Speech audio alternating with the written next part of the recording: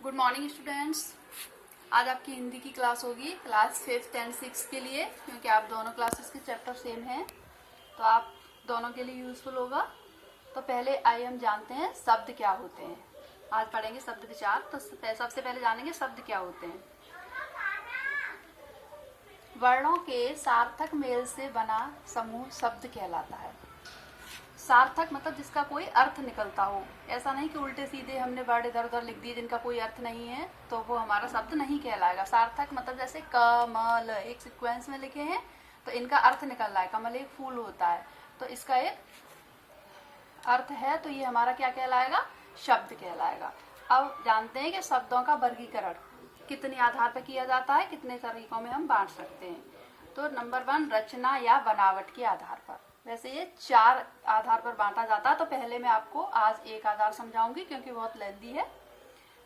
Number 1 रचना या बनावट के आधार पर। रचना या बनावट के आधार पर भी हम शब्दों को 3 भागों में बांटते हैं। नंबर 1 रूढ़ शब्द। आप जानते हैं रूढ़ शब्द क्या होते हैं।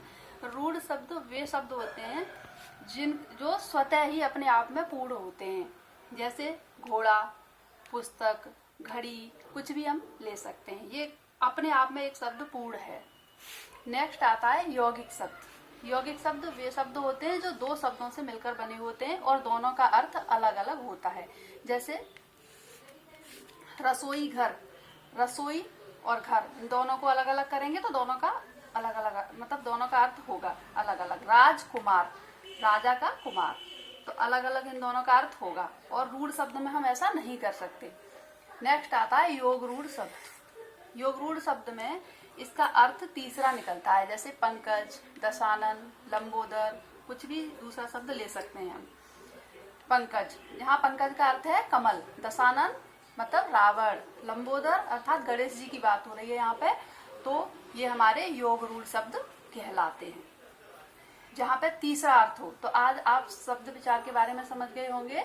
शब्द क्या होते हैं, वर्णों का सार्थक मेल ही हमारा शब्द कहलाता है और शब्दों का वर्गीकरण 4 आधार पर किया जाता है। इसका एक आधार आज हमने डिस्कस किया है रचना या बनावट के आधार पर। रचना बनावट के आधार पर शब्द कितने वर्गों में विभाजित होते हैं, 3 वर्गों में विभाजित होते हैं। नंबर 1 रूढ़ शब्द, नंबर 2 यौगिक शब्द, नंबर 3 योग रूढ़ शब्द। रूढ़ शब्द कौन से होते हैं, रूढ़ शब्द वे होते हैं जिनका अर्थ स्वतः ही पूर्ण हो, अपने आप में वो शब्द पूर्ण हो, जैसे ये है। यौगिक शब्द जिनके जो हम 2 भागों में विभाजित कर लें और दोनों का अर्थ अलग अलग हो। तीसरा योग रूढ़, जिसका अर्थ किसी तीसरे पे जाए, जैसे पंकज है इसका मतलब कमल, दशानन मीन्स रावण, जिस अर्थ दूसरा अर्थ भी निकलता हो उसका, तो इसे हम योग रूढ़ शब्द कहते हैं। समझ गए होंगे आज आप शब्द विचार के बारे में। इसके 3 भाग और हैं, वो मैं नेक्स्ट वीडियो में डिस्कस करूंगी। So thank you so much.